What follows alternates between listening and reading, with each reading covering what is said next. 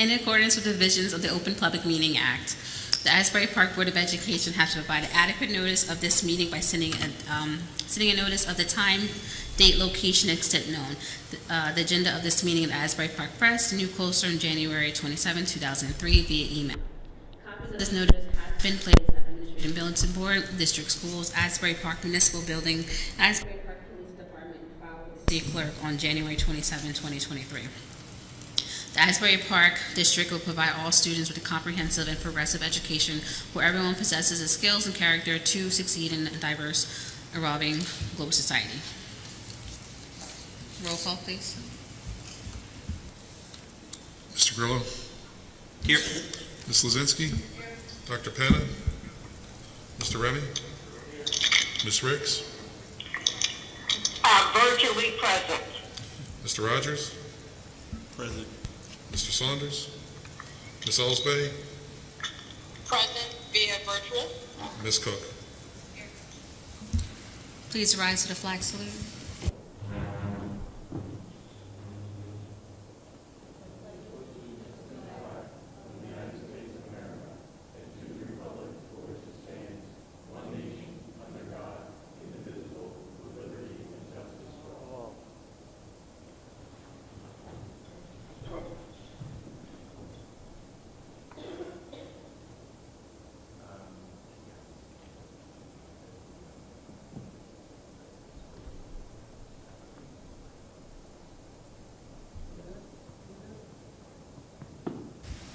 I'd like to make a motion to allow Ms. Ricks and Ms. Alsby to participate in the public meeting by virtual.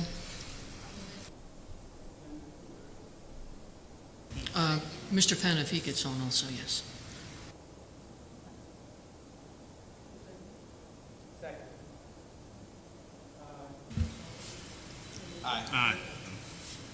Roll call, please. Ms. Lozinski, yes. Ms. Cook? Mr. Grillo? Yes. Mr. Remy? Ms. Ricks? Mr. Rogers? Yes. Ms. Osby? Yes.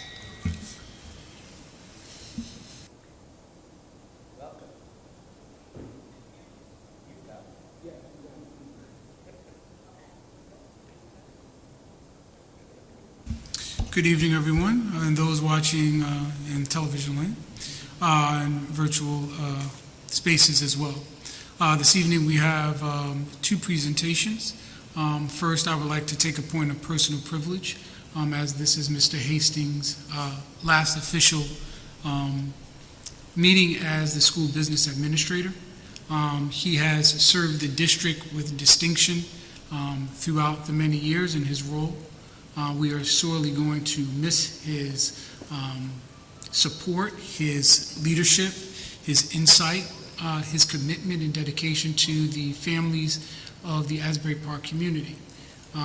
He is a man of few words, so I'm sure this public recognition and accolades of his work over the course of many years, and particularly the last several years with our extreme financial crisis, has been a steady partner on behalf of the community of learners and the families here in Asbury Park. And so in years to come, when they look back at this period of time, they may not recall the individuals who steadied this rocky road. However, rest assured, Mr. Hastings, that you will have done a yeoman's job in securing the educational futures of the students in this community, and I want to personally thank you.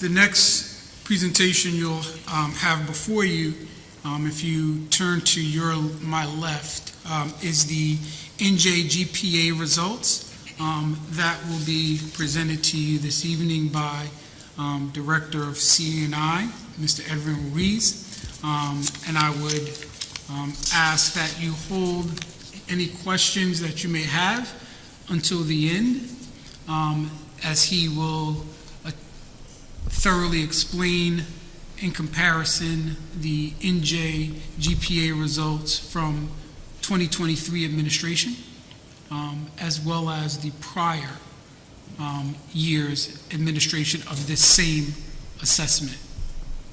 Mr. Ruiz? Thank you, Dr. Adams. Good evening, everyone. Good evening, public, of course, and board members, as well as our distinguished directors and other administrators. I wanted to take the opportunity to present. As you know, the state requires us to present our results to the public and in front of the board for any of our assessments. We've gotten the NJGPA results this year in sometime at the late June, early July, and usually we have 60 days to present to the board. I wanted to get started as soon as possible because I think we have some encouraging numbers that I wanted to share with you all. As you know, just to kind of go over what the NJGPA is, it's a statute that requires the state graduation proficiency assessment to be administered to all 11th graders. Last year, it was a field test.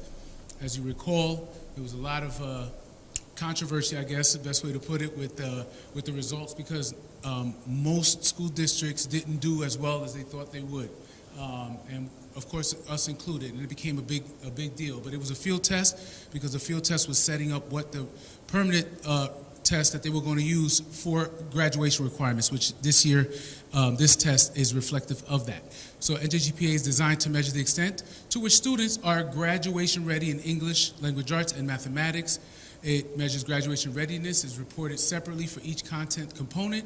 ELA component is aligned to 10th grade, and math is aligned to Algebra 1 and geometry. Okay? This basically talks about on May 3rd that the State Board of Education adopted the proficiency level cut scores for English, language arts, and math for NJGPA, as well as a menu of alternative assessments that align with the cut scores. Students who take but do not meet the minimum requirement score on each component of the assessment will have the opportunity to receive additional support. So they can retake the ELA or mathematics component of the graduation proficiency assessment in the following summer or fall, or they can meet a designated cut score from the menu of substitute competency tests and complete a portfolio. So students have multiple ways to get through passing and being able to graduate. Okay, so these are some results. Just to remind everyone, to protect students' privacy, data for cohorts with fewer than 10 students are excluded from this report. So you're going to see in some parts of the report, some information is redacted, has a little dash, is because it's less than 10 students. And you'll see that, it'll say less than 10, and that's why you don't see results there, because it would identify who those students might be. All right, so let's start with the overall Asbury Park NJGPA achievement. So on the left, the column is the not passing column, and on the right is the passing column. If you recall, last year's numbers are reflected in red, the 2021-22 data. If you remember, 94% of our students did not pass, okay? About 6% did. You can see the difference. This year, 53% not passing, 47% passing. Doc had me do the numbers and do the, I had to go online to figure out how to do the percentage. What is the percentage difference between 6% and 47%? That's a 683% increase by percentage. But it's the same percentage that the state increased. We actually increased one extra point over the state. The state also increased by 40 percentage points. We've increased by 41 percentage points. And in mathematics, again, doing that fun math was 140% increase, so we went from 5% to 12. And you can see the overall results right below that for all the results of all our students. Okay? We take that same data, now we break it up demographically. Okay? Our students are broken up here, ELA and math, Black and Hispanic, and all students. I highlighted the all students because now you see the actual numbers that go along with the percentages you just saw earlier. And again, in red, you see last year's data. So you saw it was 100 out of 103 students. Last year we had 107 students. 101 students did not pass. This year that number is down to 55. From 6 students passing to 48 students passing. That's significant. I mean, it's obvious. You can see the numbers. Same thing with math. With math, which is going to be one of our big focuses this year. 103 versus 91, 5 versus 12. Okay. Same information now broken up by subgroups. So you can see how students who are on free and reduced, our Section 504, again, less than 10, our ELL, less than 10. These are 11th graders we're talking about here. Special ed, gen ed. So you can kind of see we got some work to do with our special ed students. And then our gen ed, again, you can see the numbers kind of go along with what you saw earlier. 48 of those students passed, 55 did not. So what are our action steps? So if you recall, last year, our major focus and our district goal was connected to the superintendent's goal, right? District goal on writing. So we did writing across the curriculum. So these are the kinds of things you do when you have to react to the numbers we had last year, and you see the results that have come about. New high school schedule that continues year-long ELA and AB schedule to align with the state assessment timetable. In the past, we've had semester-based courses. Now we kind of stretch them out across the year so students are always learning either math or language arts as the year goes on, as opposed to just in one semester. Ongoing teachers instructional academies on writing and reading strategies. We ran one last year, and we're going to start running one this year sometime in October. Ongoing professional development focused on ELA standards and strategies and pacing. We're going to continue our one-to-one modeling classes and the ongoing PLCs and data-driven decision-making with the use of our district resources like iReady, iExcel, HMH, Lincoln, and English 3D. And continue grade level articulation on writing and personalizing writing instruction with the NJS SLA rubrics as a framework. Now, math is going to be our focus. So as you can see, 2023 and 2024, the district goal and focus on mathematics is going to be across all grade levels. Again, we moved from a semester-based math now to a full-year AB schedule. We're going to work on conceptual understanding. We're going to continue our teachers receiving professional development to teach deep conceptual understanding. Our second math cohort, our first cohort we did last year was math. We're running our second one now. This summer we just had the first. And next, not this week coming up, but the week after, the high school grades are going to have their cohort taking place. So we've already run 2 math cohorts in our teacher academy, one for lower grades and one for the upper grades. And we're running the lower grades, the second one just ran last week, and the upper grade will run the week after next. Standards-based instruction on the major standards as outlined. And again, using our district resources. Also looking at pacing. One of the things that our math supervisor, Ms. Donna Rizzo, is doing is changing the pacing to match what the students need to know at the right time. So sometimes the books are written in a certain way, in a certain sequential order, but the order is written in does not match with the way that they are tested and assessed. Or some of the topics that they're tested and assessed comes very late in the year when it should be a lot earlier. And again, some topics are better suited earlier so that it can support other topics. And so she's been going through the units and in our curriculum to realign the pacing of the curriculum to match that. Again, working on prerequisite skills and grade level content taught during small group instruction. And again, we're going to be connected to our district goal, as I mentioned at the top. That concludes my presentation. If you have any questions, I'm here to take them. I have a question. Right now, well, I'll go back to that one later, but my first is about the math. Right now, you know, we see that's one of our highest priority. Now, right now, when we look at curriculum during each semester and each year with all grade levels, how do we assess as they're going along that they're understanding and proficiently can meet that testing at the end of the year? How do we know, and do we have plans for extra tutelage, extra work? Sometimes I just don't see that amount of background with some of these kids on the continual learning basis. What are we doing to make sure that a person's coming in knows algebra as we're teaching it, and making sure that they get that information, and what are the extra tools after school are we going to have in place? Okay. Good evening, Mr. Rogers. To answer a few of your questions, first, we utilize Linkit, which is our data warehouse. which utilizes an ongoing, if you look on the bottom, we've been utilizing Lincoln as a resource repository for the last over 12 years.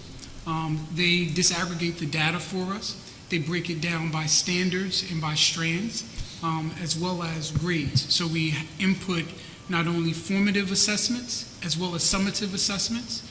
We also utilize various points in the year to do a benchmark as well as periodical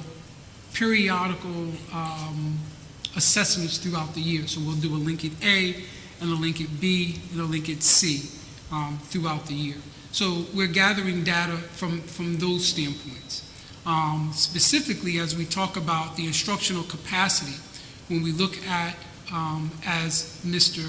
Ruiz indicated, we're looking at the pacing guide and aligning the instructional focus to the NJSLA standards to meet the opportunity for students to be exposed to the instructional standards that are assessed at the end of the year. Also, one of the things that we did under my leadership is we revamped the schedule for the high school students from semester-based to full year. And what that has done is a semester is about, let's say, a normal 24-week. The students would comprise the entire instructional calendar in that time and would move on to another course, now allowing them to retain the skills that they were receiving during that course. So moving to a year-long course allowed our students to not only be exposed to the instruction, but also to have it on a continuum basis. So that was another method that we've done to improve the instruction and adjusted the calendar within scheduling. When we look at our assessment scores from the prior year, from the 2021-2022, which is indicated in red, I would focus your attention again on at the 2021-2022, 95% of our 11th graders did not show proficiency on this same assessment. With our focus as well as adjusting our schedule and making it a year-long course, we were able to drastically improve those percentages from 95% down to 88%, meaning increasing from 5% proficient to 12% proficient. And when you look at the statistics of that, going anywhere over 50% increase is a huge indication of progress. Are we anywhere near the indication of numbers and percentages that we need to be? Absolutely not. 12% is still exceptionally low, but we are nowhere near 5%. And that's an indication of the adjustments that we've made in our scheduling. As Mr. Ruiz indicated, one of the things, again, under my leadership as superintendent, was the implementation of the instructional academies for staff. So we started last year with writing and English. This year we began with our math cohort. And so we've been working with our elementary teachers as well as our secondary math teachers through the work of the C&I department in order to build capacity and instructional competence of our staff in order to address the areas that were indicated from our data that we've gotten from Lincoln as well as from the NJSLA. So we're taking various points of data, we're disaggregating it, we're looking at what is working instructionally. How we monitor that on a daily basis is by our instructional walkthroughs, by our evaluations, by our grade level meetings and our PLCs, which go over the content and provide instructional support, as well as our reduced days where we provide professional development, which is led by our math supervisor. So basically, also that Lincoln information that you said is continually updated. How is this board, say we get into November, how do we know this is actually going on what reporting data will you give us back to let us know that these things will be happening? Maybe I'm confused. Empirical data, this is empirical data. By no, if I may, we get updates during the year and something by Mr. Ruiz on assessments and stuff. That's what I'm asking. Yeah, we do. Well, how do we get it? In a presentation. By law, Yeah. we have to present We it to have the to. board. No, this is the data, that's come at the end. I'm talking about and the progress of making We get sure that updates. we're, like I was asking, periodical updates Mhm. as to what are we being deficient?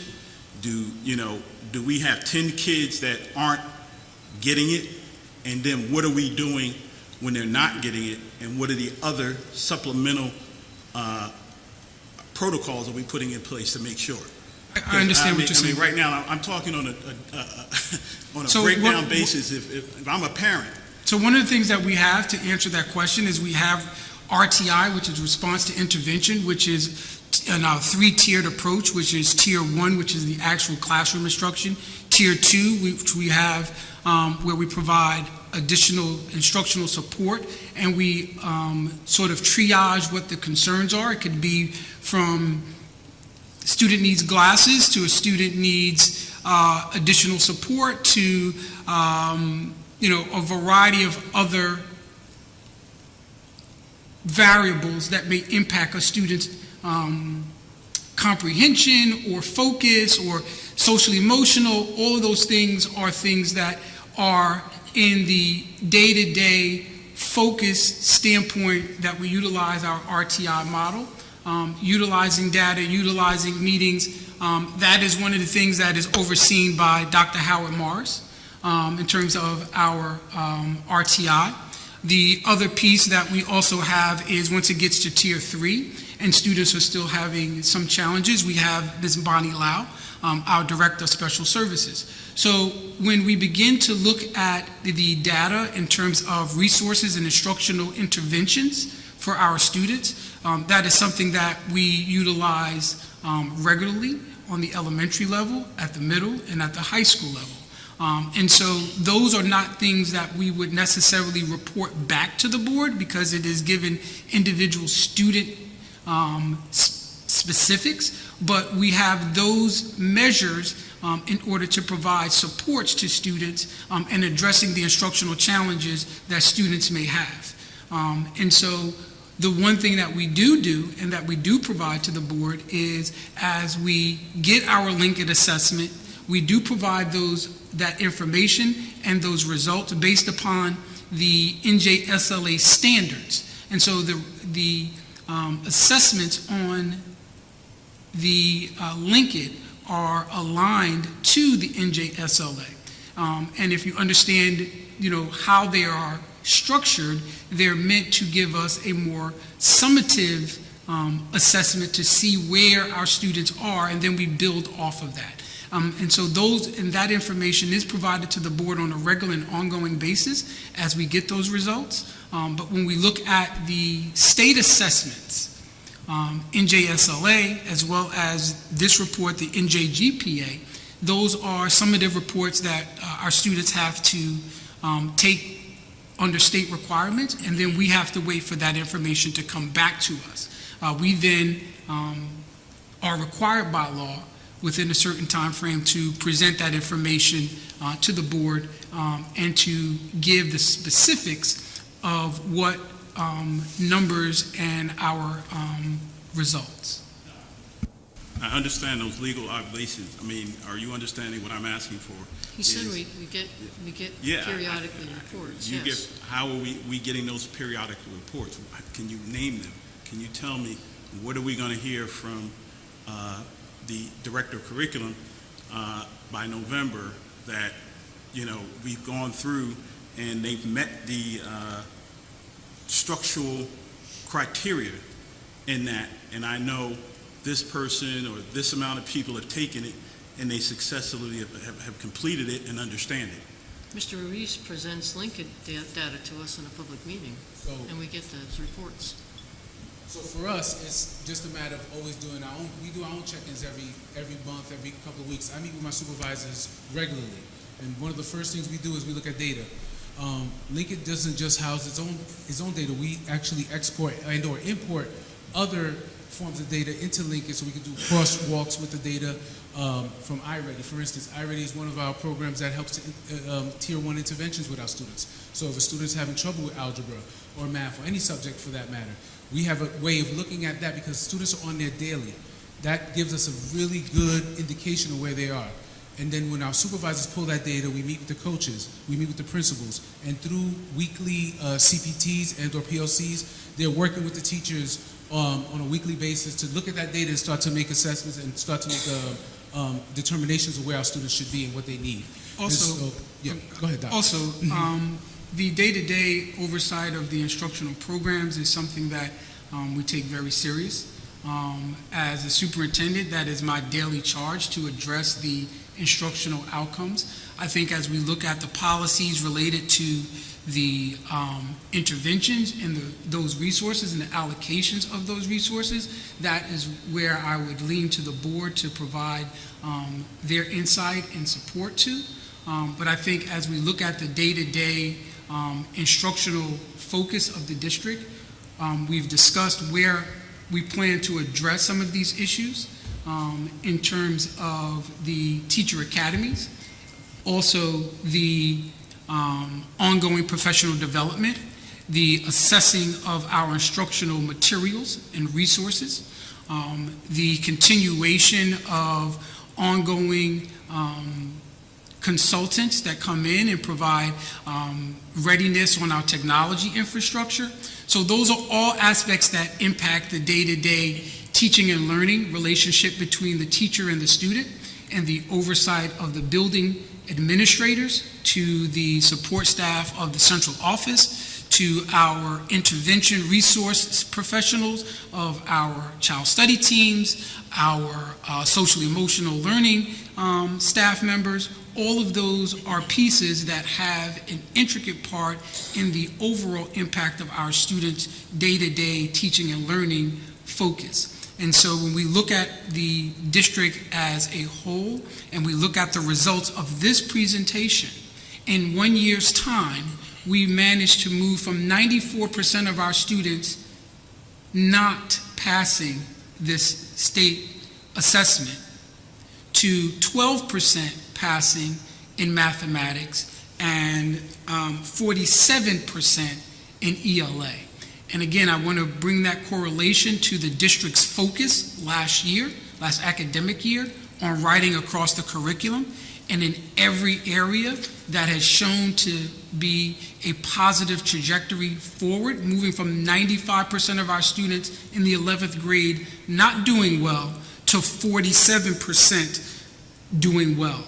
And when we look at from going from 6% to 47% as a district that has had single-digit outcomes on state assessments, this is by far the largest gain in maybe the last 15 years in one academic year under my leadership.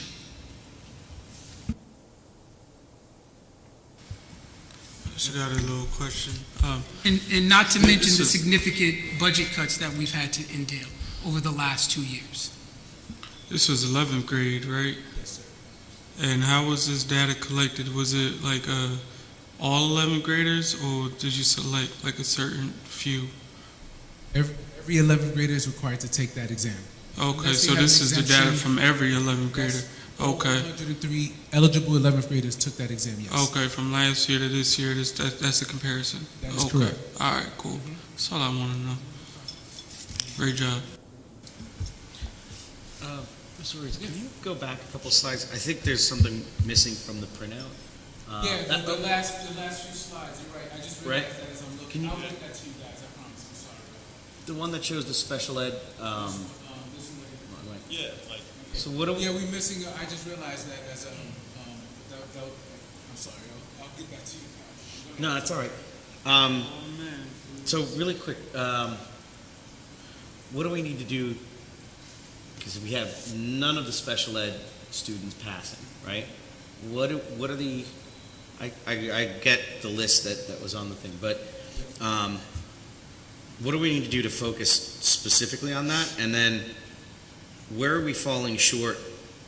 I guess what I want to say is, have we identified the reason why none of the special ed students have passed? And then also just where are we falling short with, at the end of the day, it is an impressive increase from 5% to 12%, but how many kids are in the 11th grade? 103. Okay, so we could say we went from around 5 kids to 12 kids now passing. That's in math, but in language arts. I'm talking about with math. Where are we falling short with that, so we can build on? I understand where you're going. Yeah. But let me give you just something to kind of munch on a little bit as well. The state, so if you look at the increase that we had and you compare it against the state, we actually did a little better in math percentage-wise than the state. The increase in the state last year was 50-50, 50% failing, 50% passing. Went 45 to 55, failing, passing. The state, the same amount of change or growth in the state is no different than ours. So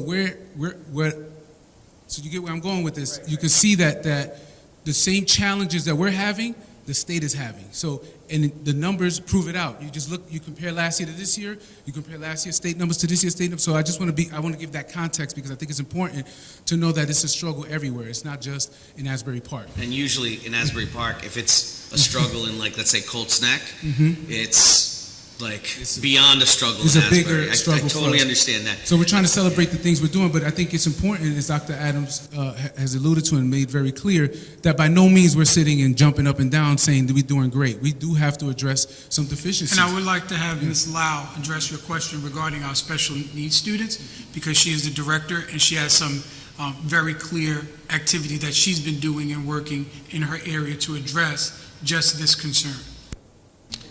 Before you address that, I want to make sure that I want to make sure that we've identified where we're falling short, and then what we're going to do to remedy that. So I want to hear, like, where are we actually falling short, and before we go into what the solution is. So the tagline for the Department of Special Services is the best at getting better. We have identified that we need to build instructional capacity across all educators in the district, in particular those educators who are charged with meeting the needs of some of our most vulnerable learners, and those are our classified students. So we're really honing in on the instructors' academies and how to provide professional development, particularly in and across those classrooms where there's a co-teaching model that's being used.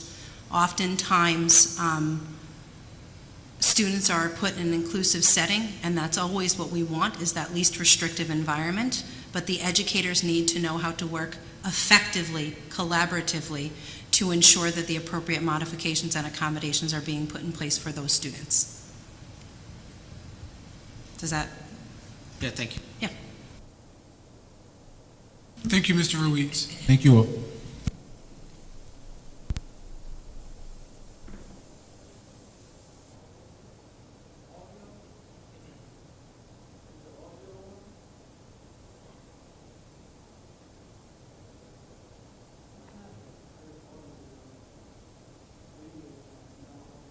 Well, I'm not connected to that.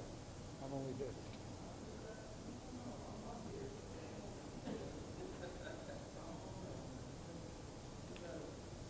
Welcome, Michael Penna.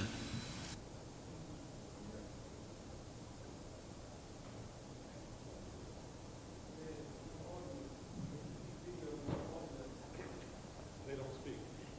They're not on audio. They can hear us, but they don't participate.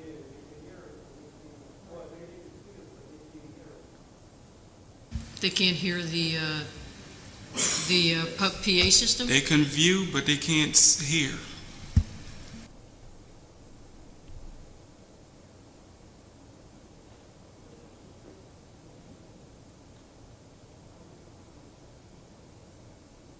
Microphones are on.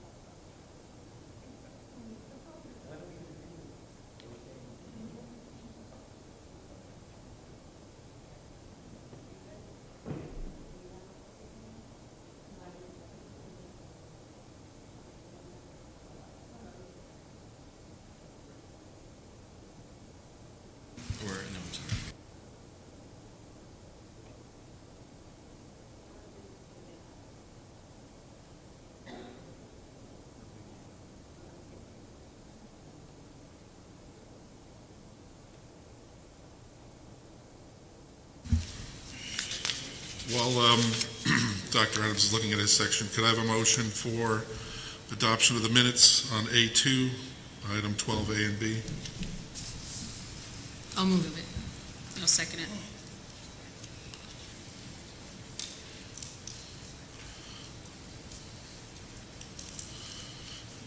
Ms. Lozinski? Ms. Cook? Mr. Grillo? Dr. Penna? Yes. Mr. Remy? Ms. Ricks? Yes. Mr. Rogers? Yes. Ms. Alsbay? Yes. Thank you.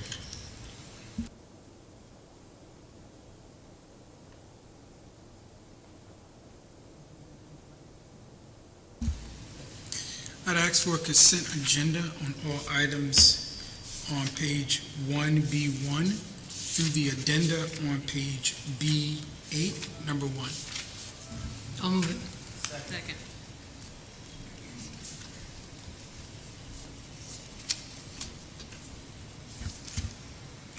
Is it a good time to ask questions about that, or no? It's a perfect time, Anthony. No, I just had a, all right, so B8, number 1. So the objective is to get a superintendent. To get a supervisor, and we already have a director. So what's the difference?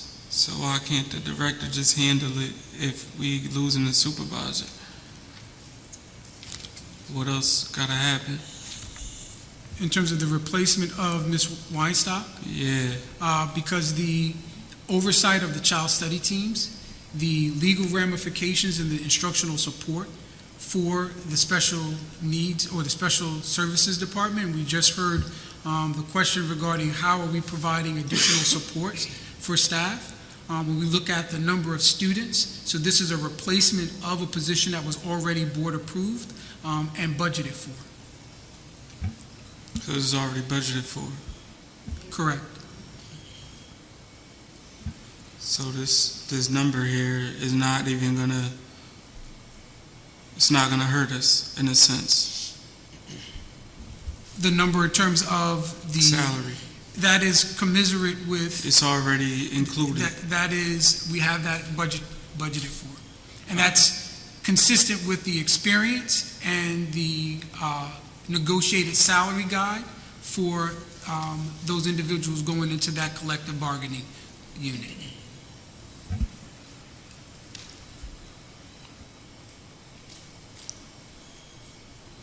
So what we're doing is replacing an individual that resigned. This was just put on the agenda 2 hours ago, right? Yeah. it was. May I just say that we did talk about this in our personnel committee meeting? We talk about the entire personnel agenda, and sometimes what happens, there may not be a name when we have the meeting because they're doing interviews or following up with an individual they've selected. They have to set the salary, et cetera, for the individual, and maybe they hadn't accepted the position yet, so that could come up. And of course, as all positions, this one's important, and there's only, what's this, July? So the person would only have August to get ready for September when the kids are in school. So if we wait another month, then the person would have to wait another month to start, so that squeezes it in before the school year. Did we get a report out from the personnel committee? Who's on, I don't even know who's on the personnel I committee. am, besides you. Karita is, And Ms. Alsbay. Ms. Alsbay, and I believe Ms. Ricks is on personnel also, correct? Or no? Y'all didn't read the Oh, you committee are. meetings yet, right? Mr. Remy, you're on personnel. Yeah, but I wasn't there. Did you look at the agenda? I was only on buildings and This grounds. was just put on the agenda 2 hours ago. I No, literally it was saw on the personnel agenda when we had our committee meeting. I wasn't on. I know. You got it in the email. Yeah, Mhm. but we didn't read committee meetings yet, right? The personnel They does don't not do have personnel, minutes. But just in general, we still didn't read committee meetings today, right? You mean the committee talking about things? Minutes. There are no personnel minutes. All right. It's a, But I was just saying in general, but all right. Yeah. I was saying if I came late and I didn't hear him. No, I understand. I understand. This is just a replacement of somebody that has resigned. It's not a new position. And remember, we don't have vice principals in any of the schools, and the supervisors help with that capacity with the principals also. Because this person was substitute for all that, in a sense. Yeah, I mean, again, I feel like, you know, the folks that aren't on the personnel committee, I just got this while I was driving up from work today, like 2 hours ago, and the first time I've seen anything about this.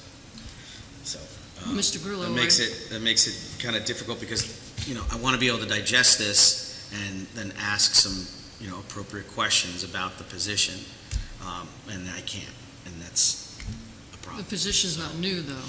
Position's not new, You're just but replacing somebody who has resigned. right. But we're talking about how we're trying to save money by cutting different positions and everything. And This is how many? This is the special ed also position. And when committee meetings occur, the majority of the board should trust that the committee who's vetting this has talked about everything that needs to be talked about, whether it's buildings and grounds, whether it's athletics, whether it's policy, whether it's finance. And you hope that the committee's recommendation would hold some water. If you're going to question what the committee did, then maybe we should go back to a committee of the whole so that all these items can be talked about and we can have 2 meetings a month instead of 1, and then all these things can be vetted by 9 people. But we have You know difficulty. what? I think that's a good idea. But we have difficulty with a quorum of 1 meeting, so I think that probably would not be advisable. That would be something the board would have to decide. But the personnel committee members met, they talked about it. It's not a new position, and if you don't want to fill the position, just vote no. And then the special ed department will not have a supervisor to oversee those students. So, having a child who has special ed difficulties, this is important to me.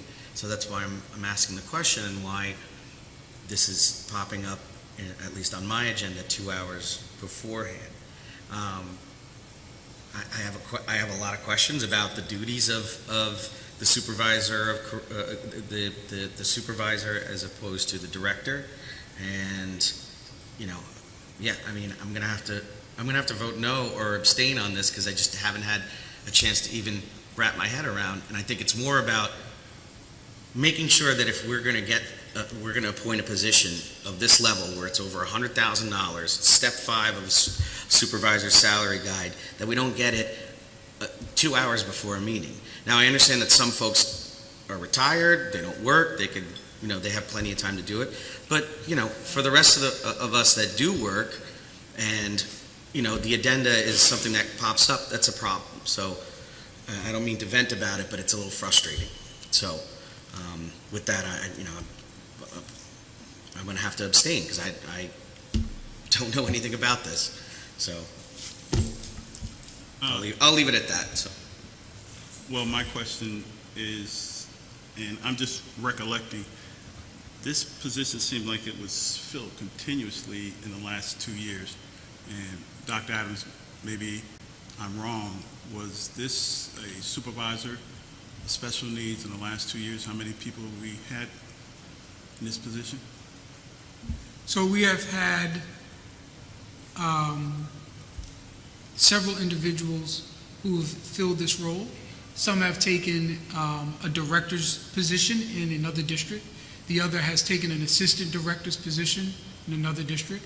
The other has made personal family decisions to remain at home with their family. And so in those 3 vacancy positions, 2 of them have taken elevated positions above the supervisor role, and 1 has decided to put family as their primary reason for resigning from the position. And that's some of the questions I think we need to know as to what was going on with that.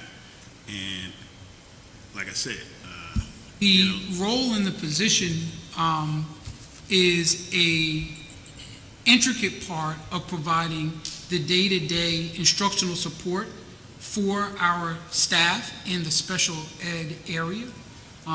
It is one of those hard-to-fill positions, just like chemistry and the like. It is also a entry-level leadership position whereby a lot of individuals do cut their teeth as supervisors and look to elevate thereafter.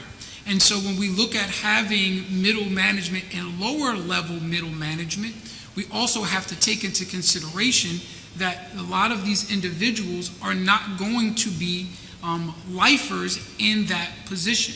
It is very similar to a vice principal who has aspirations and professional aspirations of becoming a higher level leader. So do many individuals who enter the leadership realm as a supervisor.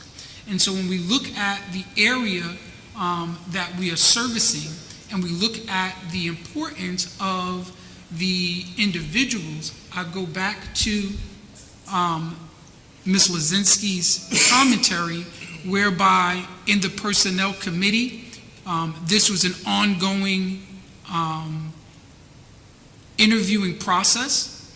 If you look at the fact that we have had to post the position, the posting had to close, we've had to vet through candidates, and we have a three interview process whereby we're vetting individuals through a rigorous process. And so that process is something that everyone who comes on board has to go through in order to ensure that we have competent individuals coming on board to take on the seriousness of the roles in which they are duty-bound to oversee. And so this is not something that we could have rushed. However, finalizing the candidate and agreeing to terms was something that was discussed with the Personnel Committee prior in terms of the process and being very clear about our process and procedure for interviewing candidates. And so this position, along with many others on the docket, are critical to operating the district with doing more with less. Again, we are already at a shell of staffing. And so the supports that are needed in this area, given what we've just discussed regarding the instructional outcomes of this most critical and most vulnerable student population that we serve, is a necessary and vital to provide the day-to-day oversight, the day-to-day instructional support for and evaluations of staff in that area, and provide critical supports to the director who oversees the entire department. So that is my commentary on that. I've got just a logistical question because my screen screwed up. What's the agenda number again on that one? Because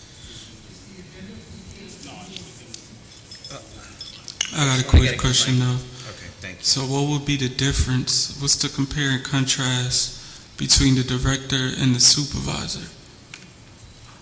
I don't know. I would rather hear from Dr. Lau, though, because she's in that position. So can I hear from you, please? What will be what's the difference? What's the support? What makes the difference between the director and the supervisor for that position? With all due respect, Mr. Remy, the job descriptions which the board has outlined clearly articulate the supreme difference between the director. You said the director oversees the whole district, the supervisor oversees the whole district as well. I guess that's the confusion I'm getting. So, but if you could, so one actually, you can make it clear for me. I just want to know. That's all. So one actually does the evaluations of staff. Someone else's microphone is on. Besides, the supervisor does not complete the district required reporting. To Mrs. Lau's credit, just this past year, she's in overseeing her function. I ain't coming at No, Dr. Lau or nothing. I just want to, regardless of who's sitting over there, I just wanted to understand. I'm just trying to explain the difference. We were able, through her leadership in overseeing the refunds and the monies that we get, reimbursements, over $700,000. Was it $700,000? 1.4? What was it? So $714,000 to $1.2 million in reimbursements. That is a direct oversight of all of our out-of-district and other oversights that are the functions of the director. When we look at the function and the job description of the supervisor of CNI, they handle the day-to-day support of the teachers, as well as some responsibilities of child study team members, as well as leading CPTs and grade level meetings and other professional developments.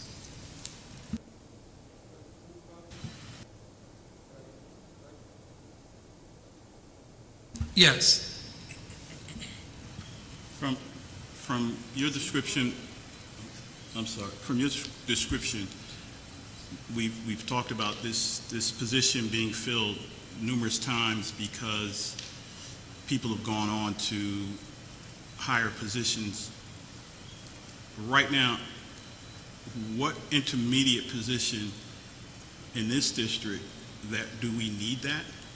And is it beneficial for us? Because, I mean, most of the stuff they're getting, it seems that we're giving to them and they're running out the door as soon as we have it. What type of focus do we have? And like you said, I mean, nobody's going to be lifer, but, you know, it's in 2 years, it's like three people, and it's kind of the way you put it. This one probably going to run out the door tomorrow. Is the necessity there? Is the need? I mean, just a question. So the position is a necessity. So the short answer is yes. The determination if someone is going to be retained or sustain the highly stressful position of middle management, I think that's a national question that you ask any middle level manager. May for a second, Dr. Adams, may I have a point of order? Board members discussing items in public without saying in public could be in violation of the Open Public Meetings Act by discussing things behind the public's back. So if the lawyer could say something about talking during a public meeting without being on the mic, I would appreciate it as a point of order.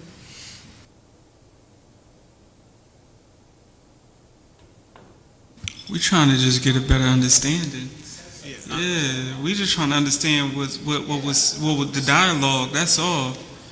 Ain't nobody talking about Mrs. y'all. Linsky, literally every time Tracy Rogers speaks, you speak for the others. That's not cool. Ain't nobody talking about nobody. We just trying to get an understanding of what's going on here. That's all. All I'm trying to say is you have to be careful.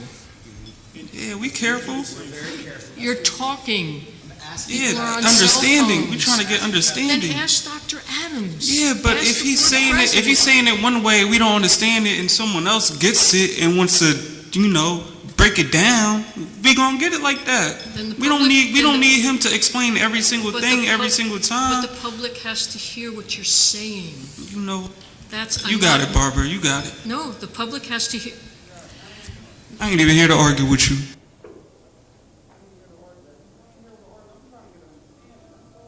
I'm not saying you can't.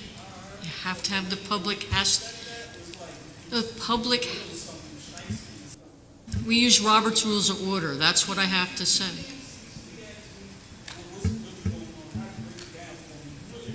If you really want the public to know, I didn't want to do it. I didn't want to do it to you.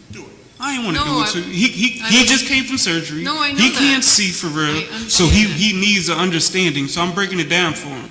It's not. No. You wanted to know. I'm gonna tell you. I'm gonna tell you. You want the public to know. I'm gonna tell you. And I'm trying to help my brother out right here. That's all. Mr. Grillo's talking, and okay. I'm not going back and forth, Barbara. You got it. I'm not going back and forth.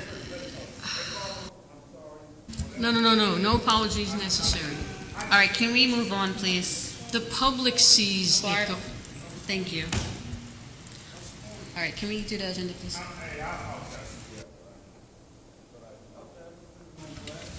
My other point, I just wanted to ask a question about B1, A, the interim, was, how many people from the Personnel Committee were involved in this interview? Personnel Committee consists of board members, and no members of the Personnel Committee, Board members don't have other than the Director of HR, participated in the selection of any staff members. Well, right now, the board secretary reports to us, and as, this information I was given, right now, we have a right to be involved in that process? So, Mr. Rogers, to the extent your question is, are board members permitted to be involved in a personnel interview process? The School Ethics Commission has weighed in on this and has come down with, I believe it was an advisory opinion, that states that while boards may have a personnel committee, and while the personnel committee members can sit in and watch an interview, they are not to participate in the interview at all. And in fact, doing so may amount to an ethics violation. So if the question is, can board members who are on a personnel committee watch an interview? The answer is yes, so long as they're on the personnel committee and there is less than a quorum in that interview.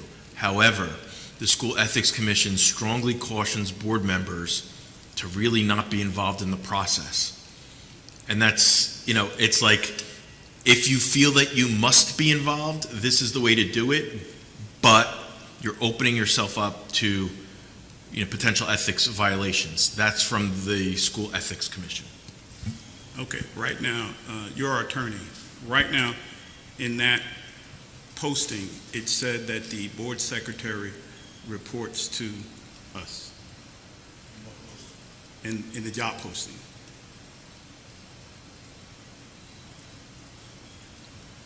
I'm not familiar with the job posting that says that the board secretary reports to the board. Okay, that was if you want to look at the posting, it says to the superintendent and to the board secretary. So my question, and maybe I'll change it to benefit you, is were any board people from the committee there to listen to the answers to the board candidate being interviewed? Okay, so fair question. My concern, though, is that we're starting to talk about an individual who's not yet employed by us, and that person arguably is entitled to some sort of privacy. So to the extent we're going to talk about anything related to the interview, I would suggest that we do so in executive session so as not to infringe upon the privacy rights of a prospective employee.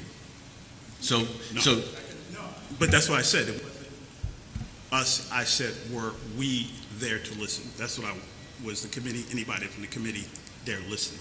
I think that that's a fair answer, a question to have answered in public, but anything beyond that, I think we should do an exec.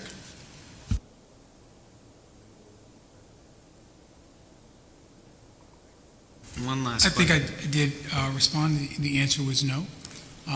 But the state monitor was an active participant, as well as the current BA, as well as the other members of the executive committee. It's a question because I don't have the organizational chart in front of me. Does every director have a supervisor underneath them? With the exception of human resources and student services.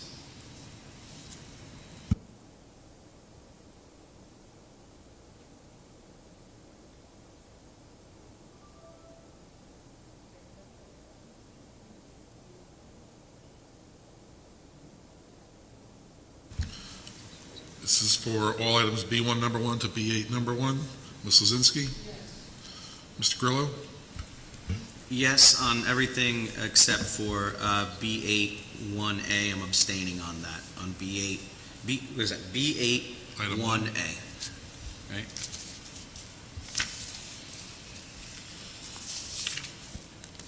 Thank you. Dr. Penna? Yes. Mr. Remy? Everything except B8 1A, no. Ms. Ricks? Yes. Mr. Rogers? Yes on everything, well, no, yeah, yes on anything except for B1A and B81. No. And those are no's? Mr. Rogers? Thank you. Those are, Mr. Saunders? yes, everything except for B8, number 1. And B8 is a? No. Thank you. Oh, hold on. Let me bring that back. Yeah, B1A. B1A as well. B1 number 1A. And you're voting? No. Thank you. Ms. Alsbay? Yes. And Ms. Cook? Motion's carried. Mr. Hastings, B1A is the interim business administrator, is that correct? I didn't look at it. Yes, B1, So number that 1A means is the business when- administrator. So that means when you leave in a couple weeks, there is no business administrator. No, that motion carried. Yeah, I ain't even Oh, I gonna thought it lie. didn't. Time out. Time out. I'm not even gonna lie. I feel as though we should have been included in that. Like the board should have been included in that, and the business administrator. That inflicts us. That person Board- sits right here with us. Why don't we get a say so Because on who the- we have that sits that replaces Jeff? We do, the board does No, have, I ain't- no, I the superintendent is the ain't- only one that can recommend personnel, and the board said, Yeah, but the board. at the same time, You if can we gonna evaluate, gonna but you interview, can't if we're gonna interview the superintendent that sits right here and everyone else that sits right here, why don't we get to interview Wait, the we business have one at a administrator time, that sits please. right here as well? So how did it pass? That's the thing that Yeah, they just voted on it. That's how it passed. and I said no. Hey, I'm just saying, I feel as though we should have been included in that. The board should have been included in that.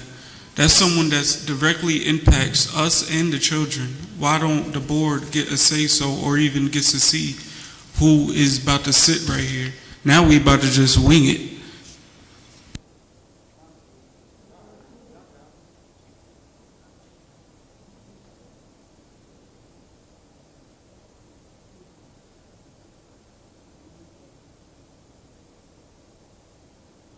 Could I have a motion for all items C1, number 1?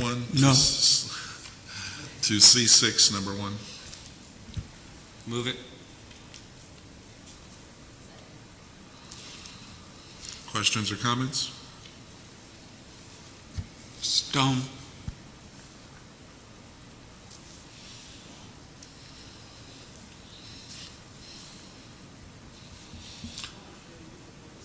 This is all items C1, number 1 through C6, number 1. Mr. Grillo? I'm going to say yes to everything except for anything having to do with New Jersey American Water. Ms. Cook? Ms. Lozinski? Dr. Penna? Yes. Mr. Remy? No. Ms. Ricks? Yes. Mr. Rogers? no. Mr. Saunders? Ms. Alsbay? Yes. Motion's carried.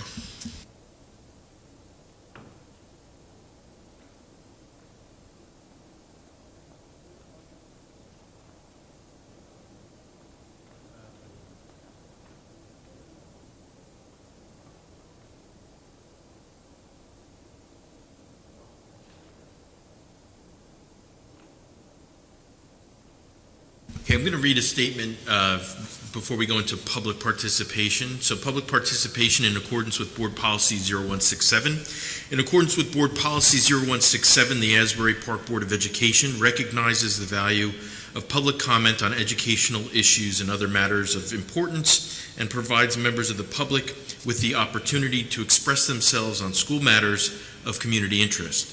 The public comment portion of the meeting is not a question and answer session, and all public comments shall be directed to the board president. Members of the public who wish to make their public comments must be recognized by the board president and provide his or her name, municipality of residence, and group affiliation if applicable. All public comments shall be directed to the presiding officer and are limited to 3 minutes in duration. Members of the public who do not follow the foregoing rules and/or interfere with the orderly operation of the board meeting may be removed from the meeting. Thank you. At this time, I open up public participation, please. I do have a response to our public comment email as well.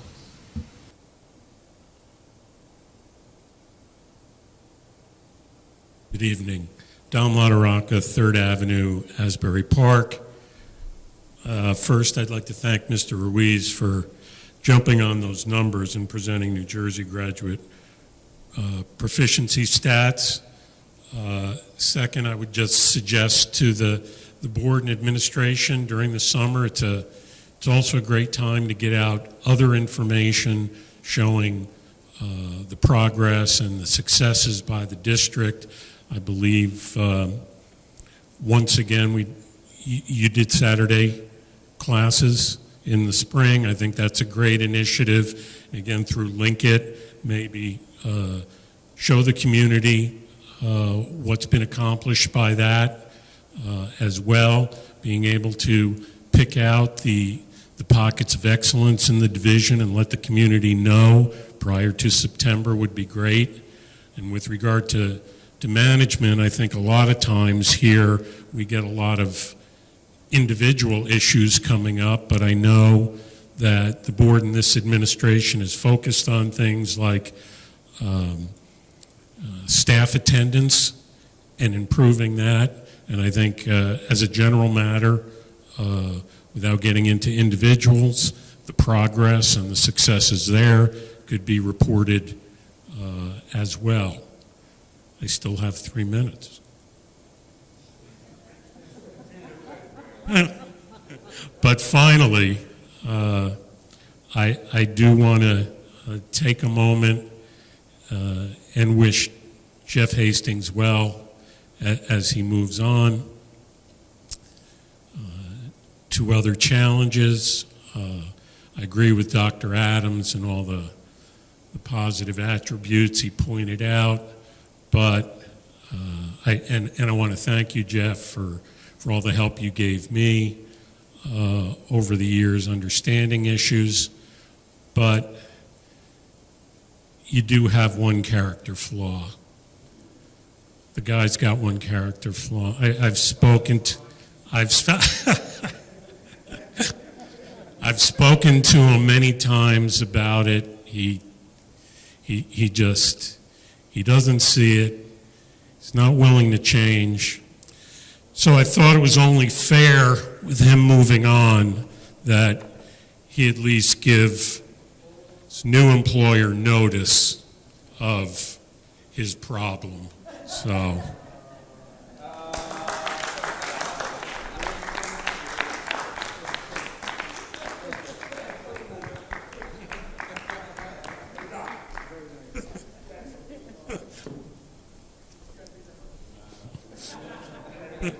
thank you.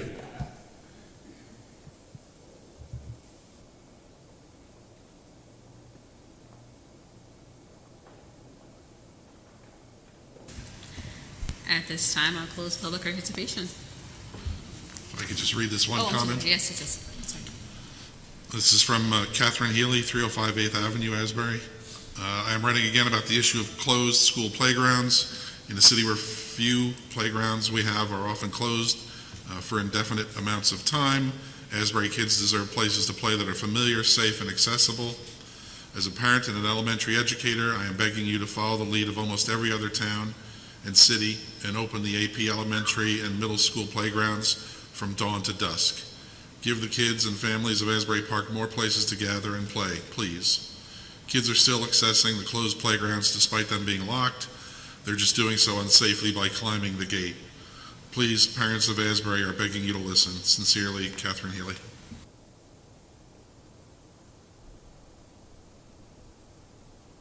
Now, at this time, I'll close it. Madam President, I just wanted to make a quick statement. So we enrolled our daughter in the high school, and she was able to earn a spot in the Dream Academy. And this past few weeks ago, the Dream Academy had the summer program, summer cohort, and I gotta tell you, she's still talking about it. I mean, she went into the classroom, she was really nervous. She was, didn't know anyone there. And even the other kids were kind of curious about her a little bit, like, who's this person here? And I gotta tell you, first of all, the teachers, the instructors that were part of the summer cohort, absolutely fantastic. Challenging enough for algebra, because she can't stand algebra, and the ELA, she just loved it. And the best part was the fact that these kids had, and this is why I have to ask for pardon for my exuberance of posting about it online and not knowing that wasn't an official picture, so my apologies for that. But there was also a portion of it where they learned about social justice and history, and they learned about Cesar Chavez and Malala and all these incredible human rights stories, and having speakers like Aaron Williams from the Tennis Initiative come in and speak about his upbringing, growing up in Camden and, growing up to become a Marine and doing things in the community. If we ever want to highlight one specific thing about our high school, with all the negative stuff out there and the blog and this and that, I would challenge Miss Waters from the blog to come and sit in on that classroom, because that was something that my daughter coming out of the district, coming into the district, she's still talking about it now, and she's telling her friends about it. So I want to congratulate the teachers, the staff, anyone having to do with the Dream Academy. You have made such an incredible impression on that 14-year-old girl, and I'm just over the moon about it, and I can't wait to see what happens next year as she starts as a freshman. So just wanted to say that.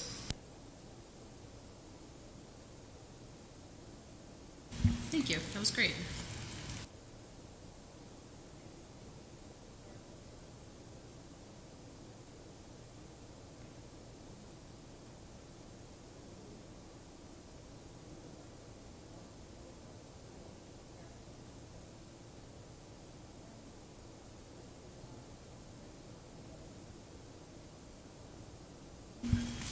Can we have the hit report, please? Good evening, everyone. So the good news is that we had no allegations of HIBs in the month of June. However, my department did an audit, and we found that there were 3 cases that unfortunately weren't put in the HIB category that we had. They were put in Genesis. So we were able to retrieve them, so I have to report on them. There was one, the first one, it was a 7th grader. This was back in January, and this took place in the classroom at the middle school, and it was determined to not be a HIB. The allegation was taking money or possessions of another child. Again, it was no evidence to support a HIB in that situation. The second HIB that we had involved a 9th grader, which occurred in February 21st this year, and it was an allegation of a verbal or emotional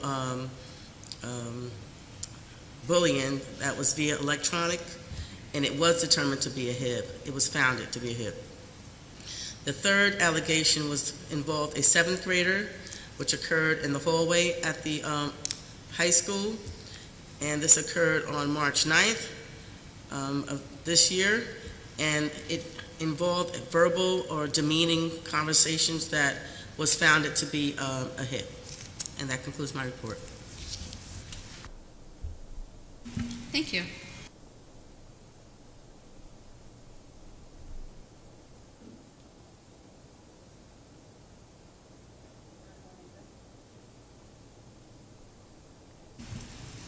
All right, we want to make a motion to go in exec.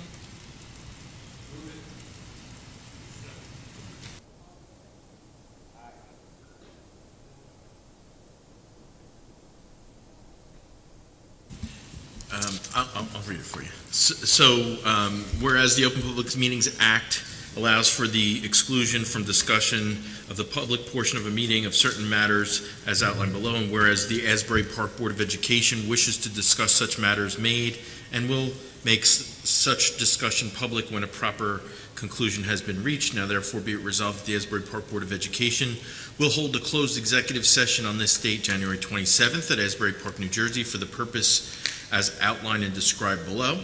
That's for personnel matters and matters of litigation, contracts, and to receive attorney-client advice. It's anticipated that the board will be in executive session for approximately 15 minutes, God willing, after which time we will return to this room and close the meeting. It's anticipated that no formal action will be taken in executive session. To the extent that there's any action taken, it will be done here in this room in public when we return.